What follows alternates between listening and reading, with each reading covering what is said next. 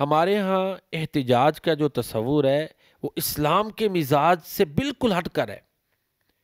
ٹھیک ہے، ایک بندہ مظلوم ہے، وہ اپنی بات پہنچائے تاکہ ظلم رکے، لیکن اس کا یہ مطلب نہیں ہے کہ مظلوم اب توڑ پھوڑ شروع کر دے، املاک کو نقصان پہنچانا شروع کر دے، جلاؤ گھیراؤ کرے۔ یہ درست نہیں ہے۔ پیارے نبی کریم صلی اللہ علیہ وسلم کے دور میں ایک ہمسایہ تھا، اس کا ہمسایہ اس کو تنگ کرتا تھا۔ اس نے اللہ کے پیارے نبی صلی اللہ علیہ وسلم سے گزارش کی تو آپ نے فرمایا صبر کر۔ دوسری تیسری مرتبہ ہے تو آپ نے فرمایا اپنے گھر کا سامان باہر رکھو اور احتجاج کرو، یہ نہیں اس کی توڑ پھوڑ کرو، یہ رستہ روک دو۔